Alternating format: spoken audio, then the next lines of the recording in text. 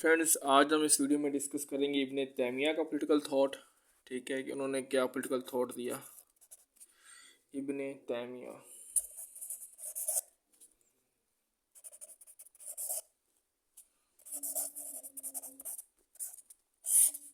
इनका political thought आज हम इस वीडियो में देखेंगे।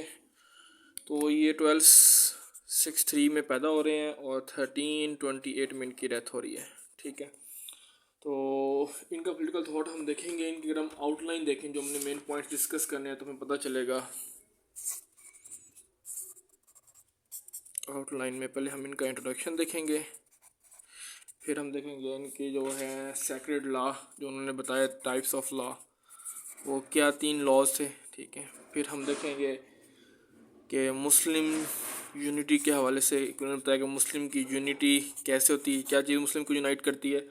उसके बाद इम्पोर्टेंस ऑफ गवर्नमेंट, इन्होंने जो गवर्नमेंट की इम्पोर्टेंस पे आइडियाज़ दिए वो हम देखेंगे, और फिर हम देखेंगे इनकी लेगेसी एंड कंक्लूजन।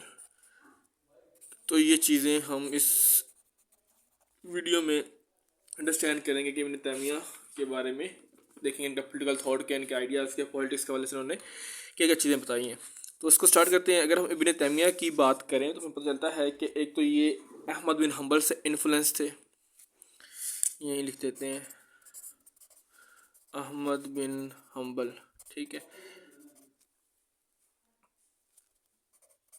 इनसे ये इन्फ्लुएंस थे। और अगर हम देखें कि मतलब ये अहमद बिन हम्बल को पढ़ के इन्होंने अपनी जो है वो वहाँ से मतलब नॉलेज को इन्हांस किया। अब अगर देखें कि इब्ने तैमिया से कौन इन्फ्लुएंस है, तो हमें पता चलेगा रशीद रिदा। ठीक है, इसको राशिद रज़ा भी कहते हैं, वो इनसे इन्फ्लुएंस हैं। फिर इसके अलावा हमें पता चलेगा जो है हमारे पास शाह वलीउल्लाह, वो इसको काफ़ी रिस्पेक्ट देते हैं। ठीक है, वो इनसे इन्फ्लुएंस है। फिर अगर हम देखें तो हमें पता चलेगा इब्ने कय्यूम, इब्ने कय्यीम, इब्ने कय्यीम, ये इनसे इन्फ्लुएंस है। ठीक हो गया। तो इस तरह करके सैयद अबुल मौदूदी साहब, वो भी इनसे इन्फ्लुएंस है, अबुल मौदूदी। ठीक है, वो इनसे इन्फ्लुएंस है। तो ये सारा इसके अंदर आ जाएगा। अब हम इसको वन बाय वन देखते हैं, इंट्रोडक्शन सारी चीज़ें वगैरह ना। तो पहला पॉइंट हमारा है इंट्रोडक्शन का। अब इसमें हम देखते हैं इब्ने तैमिया का इंट्रोडक्शन। तो इसमें पता चलेगा कि इनका असल नाम तकीउद्दीन अहमद इब्ने तैमिया था। क्या इनका एक्चुअल नेम है? तकीउद्दीन अहमद इब्ने तैमिया। ठीक है, तकीउद्दीन अहमद कह लो, इब्ने तैमिया तो हमें पता ही है उनका नाम है। ठीक है, तो ये इनका एक्चुअल नेम था। ठीक है, और ये 1263 में इनकी मतलब बर्थ होती है। मैंने पहले डिस्कस किया, 1263 में ये पैदा होते हैं और ये हरान के अंदर पैदा होते हैं। HARR है, हरान। हरान क्या बेसिकली आज का जो प्रेजेंट डे टर्की है, तो उस टर्की के साउथ ईस्टर्न साइड पे ये एक जगह है। साउथ ईस्टर्न साइड पे सिटी है टर्की के, वहाँ पे ये पैदा हुए थे। मीन्स ये टर्की में पैदा हुए थे। ठीक हो गया।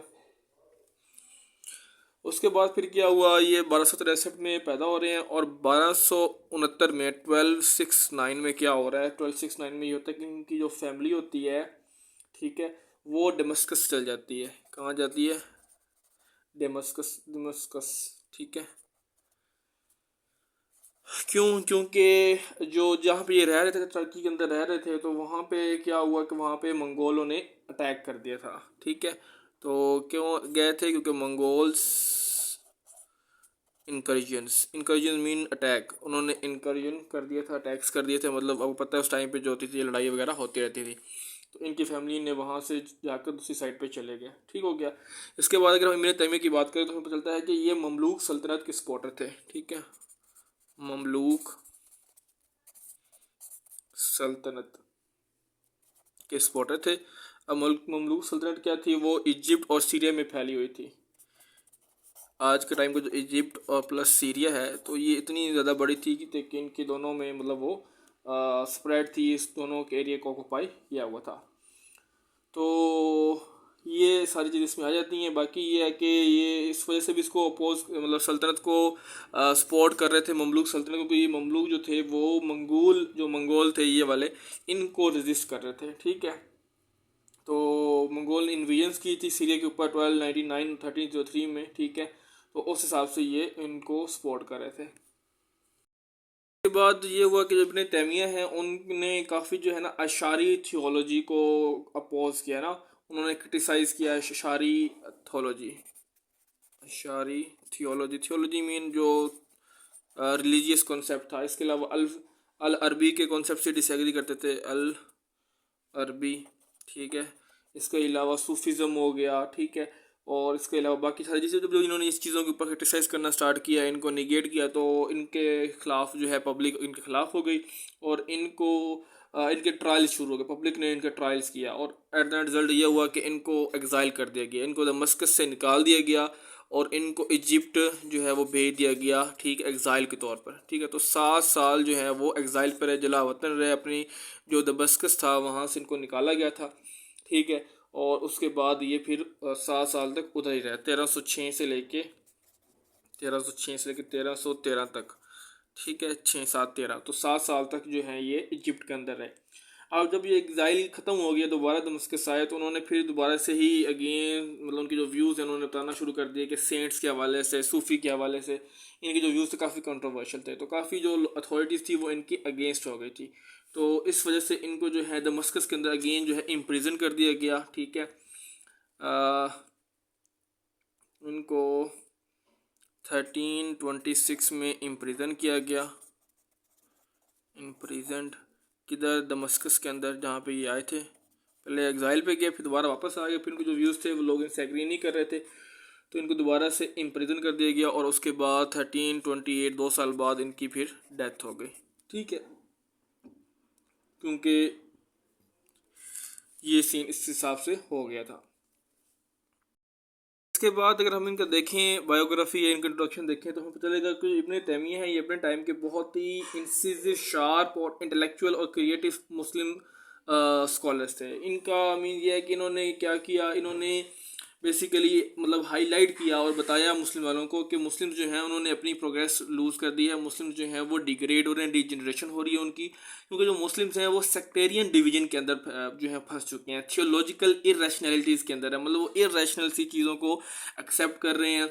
सूफ़ी एंटीनोमिनिज़म मतलब जो है वो अंधी तकलीद कर रहे हैं, ब्लाइंड फॉलोइंग कर रहे हैं, ठीक है, ब्लाइंडली फॉलो कर रहे हैं। तो वो उन्होंने इस चीज़ को बताया, तो उन्होंने कहा कि ये चीज़ें, ये इश्यूज हैं, इस वजह से आप जो है वो ग्रो नहीं कर पा रहे। फिर उन्होंने वे फॉरवर्ड भी दिया, उन्होंने कहा कि अगर आपने अपने जो है वो ग्लोरी हासिल करनी है, अपने सक्सेस लेनी है, जैसे फर्स्ट के जो मुस्लिम जनरेशन थी या फर्स्ट में जब मुसलमानों ने अपनी जो है वो सक्सेस गेन की थी, तो आपको दोबारा से उस पाथ के ऊपर रिटर्न होना पड़ेगा। आपको सलाफ, आपके जो सलाफ मीन के आपके जो एंसेस्टर्स थे, आपके जो मीन्स जो फोर फादर्स थे या आपके जो प्रेडिसेसर्स थे जिन्होंने इस्लाम को प्रैक्टिकली फॉलो किया और रैशनली फॉलो किया, तो आपने उनकी ट्रेडिशंस को फॉलो करना पड़ेगा। तो इस हिसाब से जो इब्न तैमिया साहब हैं वो बेसिकली क्या कर रहे हैं, रैशनल रिलीजन की बात कर रहे हैं।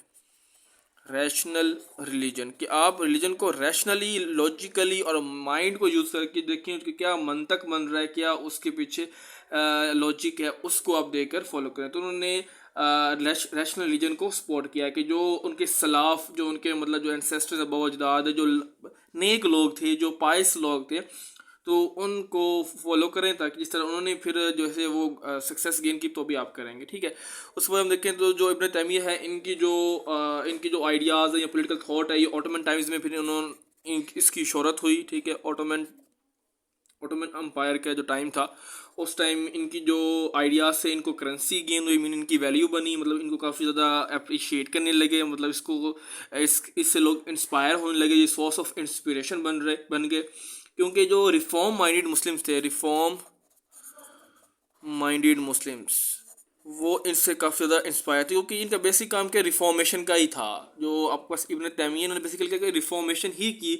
उस टाइम पे मुस्लिम के अंदर जो मिथोलॉजी और मिसकंसेप्शन थी या रिलीजन को नेगेटिव और उसकी जो है ना एक अलग ही साइड बताई जा रही थी, तो उसको उन्होंने रिफॉर्म किया और एक्चुअल जो है रिलीजन के बारे में उन्होंने जो है वो अपने आइडियाज़ बताए किस तरह करके जो है मुसलमानों को होना चाहिए। तो ये रिफॉर्म जो है, रिफॉर्म के बेस पर उन्होंने जो है उसके ऊपर बहुत काम किया। तो इस हिसाब से इनको रिफॉर्मिस्ट भी कहा जाता है, ठीक है, क्योंकि उन्होंने रिलीजन को रिफॉर्म किया, ठीक है।